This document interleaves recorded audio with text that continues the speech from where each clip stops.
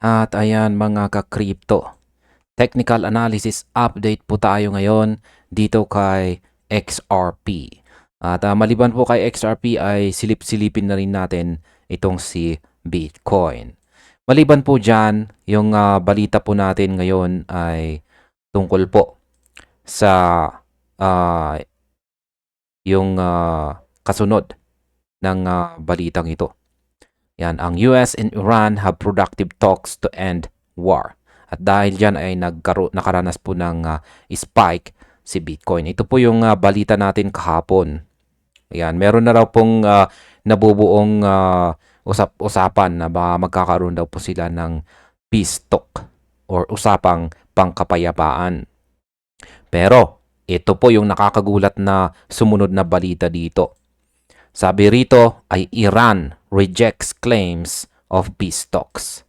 Sabi po ng Iran, wala daw pong nagaganap or wala daw pong claim na or katotohanan na meron silang nagaganap na peace talks or usapang pangkapayapaan. Yan. Bakit nga ba nila nasabi yan? Kaya yan po ang ating pag-uusapan dito. Parang pinapalabas po nila na gumagawa po ang US ng walang katotohanang balita. Ayan, kasi galing po mismo sa US yung peace talk na yan. Ayan, pero rineject ng Iran. Kaya ayan, ngayon ay simulan po natin sa ating technical analysis dito kay XRP. Nakita natin dito kahapon na umangat po ang buong crypto market. Ayan, nag-surge ang presyo ng buong crypto market kahapon. Ito po yung candlestick natin kahapon. Isang bearish, isang bullish candlestick po pala. Ayan. Inaasahan po natin is babagsak siya. Ayan, kasi nagkaroon nga tayo ng breakout dito. Inaasahan natin na magpapatuloy po siya sa kanyang pagbagsak dito sa 1.3401 or posibleng umabot pa sa 1.3211. Kaso yan po talaga ang yung nangyari po dito ay ito po yung hindi natin talaga inaasahan. By technical perspective or kung sa technical analysis natin ang ating pinakabasihan, babagsak po talaga siya. Pero yung hindi natin napipredict dito is yung mga lumalabas na nakakagulat na balita, yung biglaan. Katulad na lamang po yung balita na ito kahapon na magkakaroon daw ng peace talk ang US at Iran. Yan, isa po itong positive na balita kaya nagdulot ng positive impact sa market. Kaya nagsiakyatan po ang buong crypto market. Ayan. Yung may pinakamataas po na isa po sa as in comparison po pala kay Bitcoin, mas malaki yung inangat ni Bitcoin. I-check natin yung kanyang daily chart. Daily chart time frame po tayo. Ayan yung bullish candlestick na nabuo ni Bitcoin kahapon. Kitang-kita natin dito na umabot po talaga siya. Ayan, umabot po talaga siya dito. Pinatamaan niya yung ating major resistance dito na 71,642.43. Kaso nauntog po siya. Ayan. Di po niya kinayang basagin. Pero kapag nabasag po niya ito, mataas ang chances na tuloy-tuloy yung kanyang pag-akyat. Yan. Kasi sinabi ko po kasi kahapon na talagang matibay ang major resistance natin na ito. Hindi po ito talaga basta-basta mababasag. Yan. Maliban na lang kung talagang napakatindi or kung sinundan ng isang magandang balita na magkakaroon na talaga ng peace talk. Pero yung sumunod na balita is negative po. Yan na nga. Rineject ng Iran ang claim ng US na peace talk. Yan, negative po yan. Kaya yung naging impact, kitang-kita po natin, nagkaroon ng rejection at bumubo po ulit ng isang bearish or red candle itong si Bitcoin. At maging si XRP na rin. Ganyan. Ayan. Kaya mukhang bumabalik po siya dito sa ating dito sa ilalim ng ating Yan, isa pong trend resistance. Yan, nagsisilbing trend resistance ngayon. Yan, dati trend support po yan, tapos naging trend resistance na ngayon. Kaya mukhang babalik po siya ulit dito. At mukhang babalikan po niya yung dating tinatahak niyang trend direction kung saan ay magpapatuloy po siya sa kanyang pagbagsak. Kaya yung pag-angat po kahapon ay mukhang temporary lamang yan. Yan. Mukhang temporary lamang yan na umangat kasi yung positive na balita natin. Yan. Pero kung pag nagtuloy yan is mataas ang chances na aangat. Kaso ang nangyari nga is rineject ng Iran. Kaya balik po tayo sa pagbagsak. Kaya maganda pong maghanap ng entry dito. Yan, entry para sa short position. Yan, maglagay po tayo. Yan, pwedeng magbukas po tayo dito ng malapit po dito. Mas malapit dito sa resistance. Yan, lagyan po natin. Sabihin na natin, pwedeng tayo magbukas dito. Ayan. Lagyan natin ng price level. Yan po yung dalawang possible entry position natin dito. Ayan, yung 1.3848 na ito, entry po natin yan kung nagbukas po tayo dito. Yan, nung nagkaroon ng breakout sa candlestick na ito. Yan, possible po na nagbukas tayo ng entry position dyan. Yan, kaya may short entry position tayo dyan. Tapos ito po yung pangalawa. Yan, sa 1.4151. Ayan. Pwedeng isara na natin ito or hayaan natin kung kaya pa ng margin natin.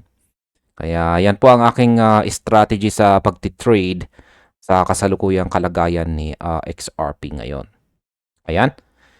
Possible pa rin po, mataas pa rin po yung chances na babagsak si XRP dito sa 1.3401.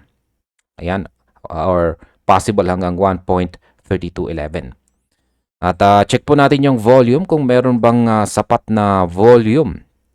Yan, yung ginagamit po natin sa pag-check ng volume, kung may sapat na volume, is yung QQE mod. Ngayon nakikita natin dito na kulay gray. Kung minsan blanco pa yung mga nabubuong QQE bars natin. Nitong mga nakalipas na araw, nagsimula po noong March 21. Yan, ngayon is ayan, may mga blanco, may mga kulay gray, maliliit ang sukat. Ibig sabihin is mahina po yung volatility natin ngayon. Kaya aside from pagbagsak is may possibility na mag-sideways po siya. Ayan, may possibility na mag-sideways ang galaw ni XRP sa mga paparating na araw. Ayan. Magsa-sideways lamang po siya dito kasi walang sapat na volume. Pero kung pag magkakaroon po ng sapat na volume, ayan, tuloy pa rin yung inaasahan natin na patuloy na pagbagsak. Ayan. Ngayon kung pagtitignan po natin yung Howsett indicator ay lumiliit na rin yung kanyang sukat. Ayan. Sinyalis na rin po yan ng bearish pressure or bearish na kalagayan ni XRP. Kaya yan pa rin po. Zoom out natin. Yan yung ating mas malaking mga trend and ating mga support and resistance dito. Ayan. Yung possible po na pinakamataas na aakyatin na XRP kung sakaling nagkaroon po siya ng sapat na volume. Ayan. Sapat na bullish na volume is ang 1.5664. Ayan. Pero pag bearish naman ang volume, 1.3211. Possible pa na baka bumagsak ng 1.2237. Siguro mangyayari po yung pagbagsak na yan kung matuloy yung threat ni Pangulong Donald Trump. Kung natatandaan po nyo, merong binigay na threat itong si Pangulong Trump na 48 hours na kung hindi raw po ayan, pasasabugin daw po nila yung power plant, mga power plant. Yan, mga malalaking power plant. Kaya yan po yung isang threat na balita. Kaya kung natuloy po yung kanilang plano na pasasabugin nila yung mga power plant ng Iran, ay naku, magkakaroon po talaga yan ng malaking negative impact at possible pong bumagsak siya sa 1.2237 or baka hindi pa 1.2237. Baka balikan pa niya ang $1. Yan, malaking negative impact po yan kasi langis po yan. World economy po ang matatamaan dyan. Kaya, ayan. Pero, ang, syempre, yung talagang, yung masama po dyan is apektado po talaga tayo. Tignan na lamang po ninyo yung nangyayari ngayon. Yan, yung nangyayari sa ating dito sa Pilipinas, talagang labis na labis yung epekto ng giyera na yan dito sa atin. Kaya kapag nangyari po yan, is mas lalong titindi pa. Sabihin na natin, doblehin na natin yung nararanasan natin ngayon. Baka hindi pa doble, baka triple pa yung nararanasan natin ngayon kapag nangyari yung banta ni Pangulong Donald Trump na yun. Pero nagsaya yung mga tao nung naglabas po ang US ng balita na magkakaroon daw ng peace talk. Ayan, peace talk. Pero naging negative na naman yung balita ng sinabi ng Iran na wala daw po silang nalalaman tungkol sa US peace talk na nagaganap dyan. Kaya ano ba talaga? Yan, hindi natin alam. Parang nililito po nila yung market. Kaya taas bagsak ang market. Kasi ganyan yung balita. Isang araw, natutuwa ang market. Kaya umaangat. Tapos bigla na lang bumabagsak kasi nagiging masama ang balita. Kaya napaka-volatile po talaga ang market condition natin ngayon. Taas, baba, taas, baba. Ayan. Yung mga holders po, ayan, natural lamang po talaga na makaranas tayo ng takot. Yung mga traders, pwede po tayong matalo dito pero pwede na rin po tayong kumita. Ayan. Ang gagawin lang naman natin is syempre buy low, sell high. Pero hindi naman po ganyan kadali na bumili sa mababang presyo. Dapat alam din natin kung saan po tayo dapat bumili. Alam natin kung alam po natin yung tamang timing ng ating pagbili at pagbenta. Yan, kikita pa rin po tayo dyan. Kaya yan po ang maganda sa pagiging isang trader. Kumikita po tayo maski nakakatakot ang kalagayan ng market. Maski may ganitong digmaan na nagaganap. Ayan, check po natin yung kanyang 4-hour chart para mas makita po natin yung naging action nitong mga nakalipas na mga oras. Ayan. Ito po yung previous na analysis natin sa 4-hour chart nung nagkaroon ng breakout dito sa dating trend support. Ngayon is, yan na nga, umakyat po siya at bumalik dito sa ibabaw ng dating support po ito. At ngayon, bumabalik na naman siya sa ilalim. Ayan. Kaya pag bumalik po yan, ayan, kapag bumalik po siya dito, ayan, is tuloy na tuloy pa rin po yung kanyang patuloy na pagbagsak. Kaya, ayan, hindi pa rin po nagbabago yung aking nakikita dito na magiging galaw ni XRP sa mga paparating na mga oras. Ayan, mukhang magpapatuloy po siya sa kanyang pagbagsak, lalong-lalo na kung pag isa itong breakout na naman. Yan, kaso nakikita po natin dito, nakikita po natin dito sa kanyang House Rate Indicator dito Ayan, ito po. Yung kanyang Hall Street indicator na yan. Mapapansin po natin na lumiliit na yung kanyang sukat. At mukhang handa na itong magbago ng kulay. Mukhang magiging kulay green na. At saka yung ating QQE mode indicator naman, ganun din. Wala pong sapat na volume. Kaya mukhang mataas po talaga ang mas mataas po ang posibilidad na baka mag-sideways muna itong si XRP. Mukhang sideways muna ang kanyang magiging galaw. Ayan, kasi wala po talaga tayong sapat na volume. Pero sa kabuuan ay babagsak at babagsak pa rin yung nakikita ko rito. Kasi mga signals natin is talagang bearish po talaga. Maging yung signals natin sa fundamentals ay negative. Yan, yung mga gera-gera na yan. Ayan. Kaya, yan po ang aking nakikitang possible na direction ni XRP sa mga paparating na oras. It's either magko-consolidate po siya dito sa ilalim ng trend resistance natin na ito or dahan-dahan po siyang babagsak. Maliban na lamang kung may isang masamang balita. Ayan, kung isang masamang balita is makakaranas siya ng mabilis na pagbagsak. Pero kung isang magandang balita na naman, yan, pag-angat ang ating aasahan. Yan, malay natin, baka biglang nagsalita ang Iran at sinabi nilang tinatanggap nila ang peace talk. Yan, aangat po yan. Yan.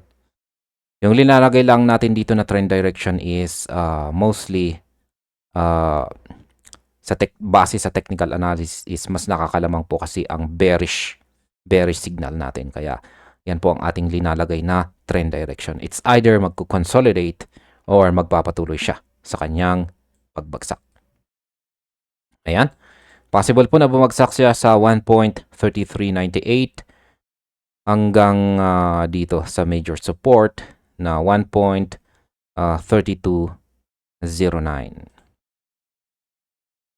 Ayan. Balikan po natin ang kanyang daily chart time frame. Ayan. At papakita ko po yung ating kabuoang chart dito.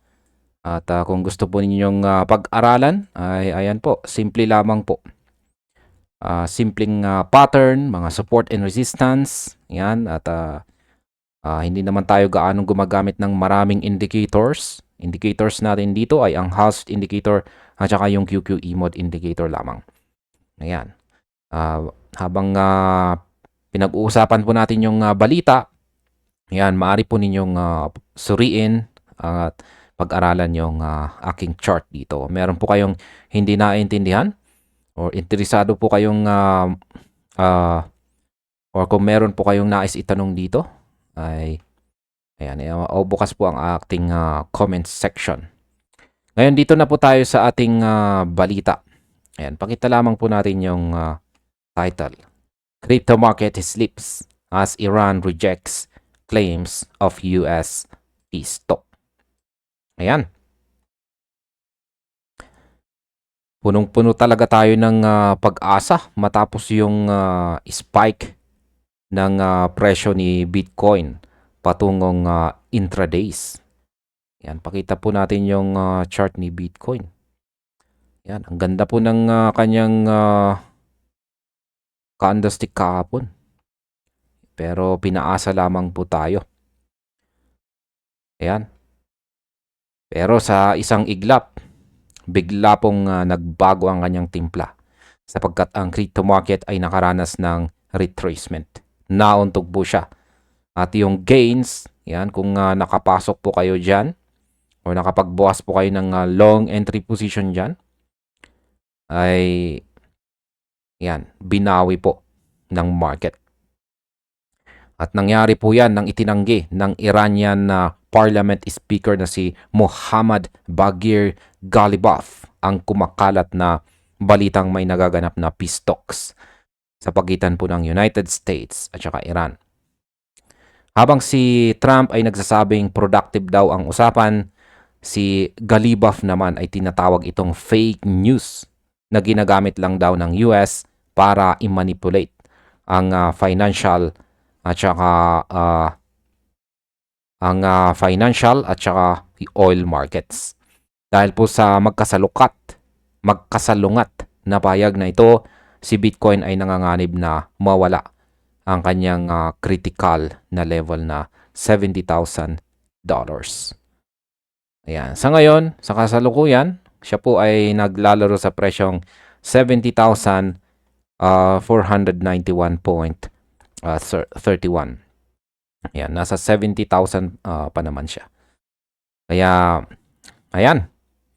Ngayon ay tignan po natin ang pagbagsak ng market cap.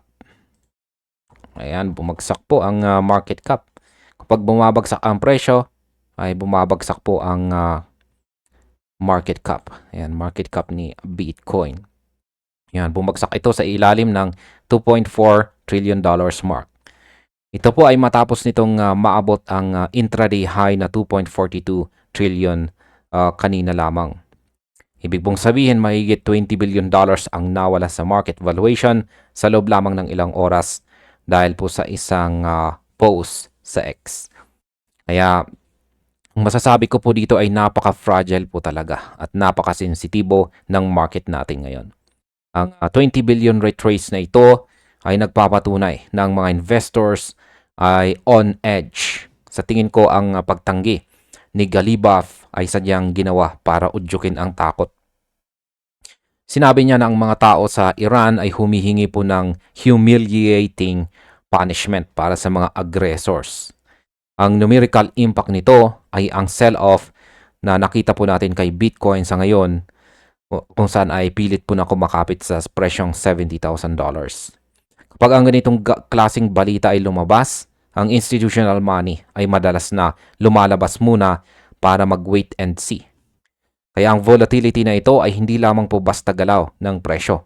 Ito po ay epekto ng psychological warfare sa pagitan ng dalawang bansa. Ngayon ay pag-usapan naman po natin ang Trump versus Galibaf. Ito po yung lumalabas na labanan po ito ng impormasyon. Ayan. Kaya habang si Trump ay nasa Memphis, yan, nasa Memphis po siya. At dito po niya sinasabing may very good chance daw. Yan, very good chance na magkaroon daw ng deal sa loob ng 5 araw or 5 days. Samantala, si Galibaf ay nagsasabi naman na maaring we haven't held any negotiations. Yan, wala daw pong pag-uusap. Ngayon ay sino nga ba sa kanilang dalawa ang nagsasabi ng totoo? Ayan, merong isa sa kanila ang sinungaling. Kaya may mga reports po mula sa Axios na ang mga US invoice ay direktang nakikipag-usap daw kay Galibaf. Pero tinawag niya itong manipulasyon para takasan ng US ang sitwasyon sa oil market. Ngayon sa aking opinyon, nakikita ko rito ang isang classic negotiation tactic. Ayan, ulitin ko po. Classic na negotiation tactic. Ayan po, sa market commentator dito na si Kobese Letter, nakita na natin ang ganitong sequence noong China trade deal. Ang US ay aamin na may talks, ang kabilang panig ay magdi-deny, pero pagkalipas ng ilang linggo, biglang may pipirmahan na palang deal. Kaya, ang tindi na rin nila. Ang numerical significance nito ay ang volatility premium.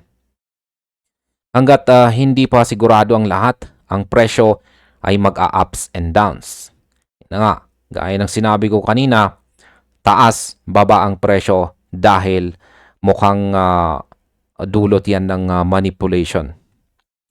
Yan, ang Iran ay ayaw pong mawalan ng leverage o alas sa usapan. Kung hahayaan po nilang kumalma ang financial markets, mawawalan po sila ng pressure point, laban kay Trump. Kaya naman asahan natin na magpapatuloy ang ganitong denial hanggang sa huling minuto ng pirmahan. Ngayon ay bakit nga ba posibleng totoo ang peace talks? Yan, bakit ba naniniwala ang maraming analyst na may tunay na negosasyon? Ang unang dahilan ay ang numerical trend ng Bitcoin spike bago po ang denial ay nagpapakita na may insider accumulation na nagaganap.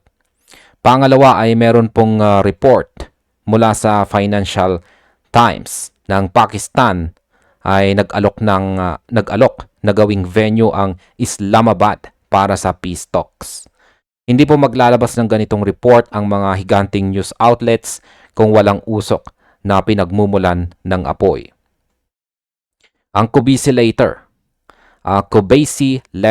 ay nagbigay po ng numerical context kung saan ang gyera ay nasa ika-4 na linggo na. Sa kasaysayan ang ika-4 hanggang ika-6 na linggo ang peak pressure point kung saan ang parehong panig ay pagod na sa gastos ng gyera. Sa aking opinyon, ang historic shock na ito ay magtatagal pa ng ilang buwan bago po mag-normalize ang market.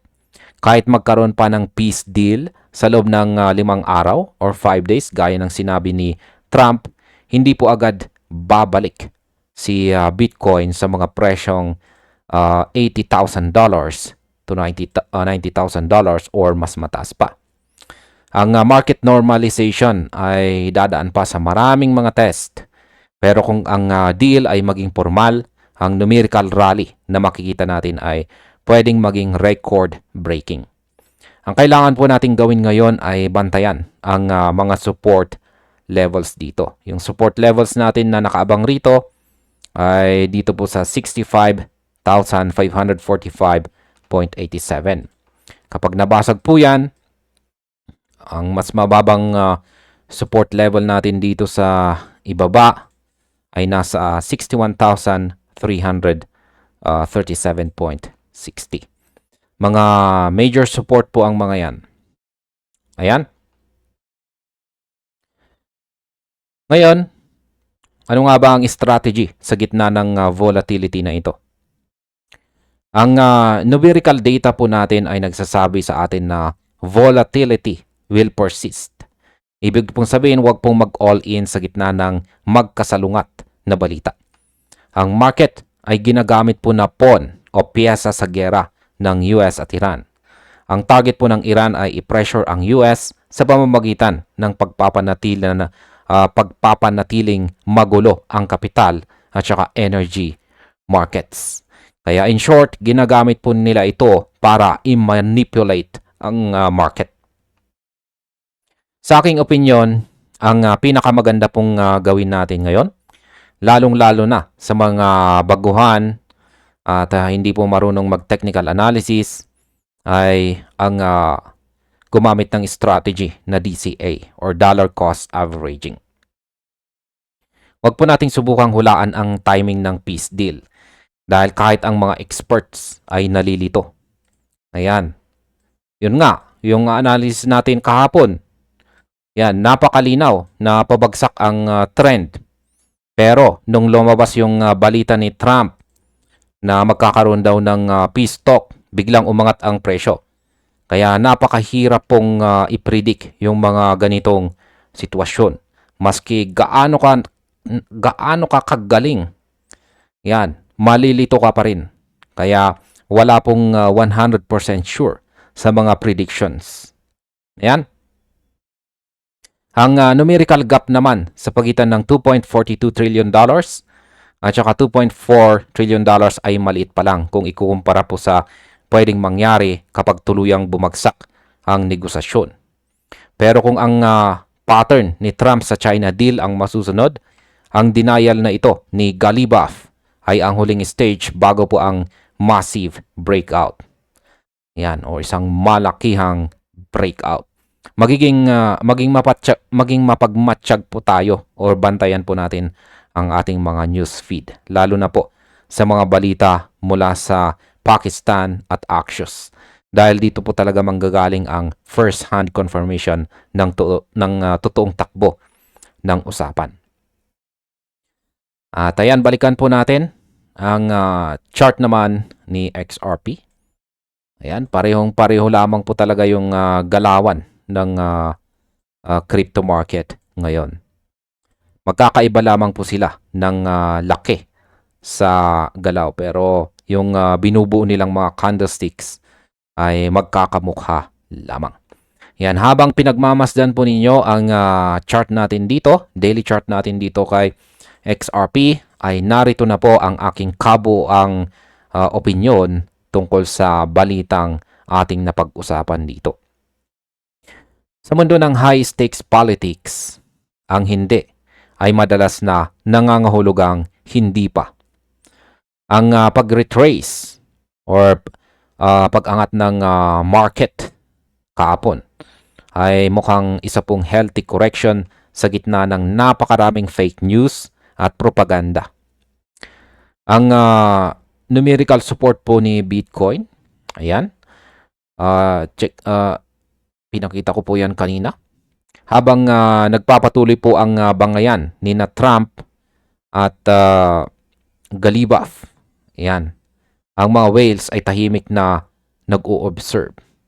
Ayan, or bumibili po sila sa mga support or malapit sa support. Ngayon ay huwag po tayo magpadala sa ating emosyon ng bawat tweet o post sa X, sapagkat ang tunay na laro ay nasa ilalim ng lamesa. At ang numerical data ng outflows at market cap ang magsasabi po sa atin ng totoong kwento. Ayan, in short, under po ng manipulation ang market. Kaya kailangan po talaga tayong mag-isip ng mabuti. Maliban po dyan, ay kailangan nating manatiling kalmado. Bantayan po natin ang ating mga stop loss at lagi po nating tandaan na dito sa crypto, ang pasensya ay katumbas ng yaman. At ayan mga ka-crypto, hanggang dito na lamang po tayo sa video na ito. Marami pong salamat sa panonood.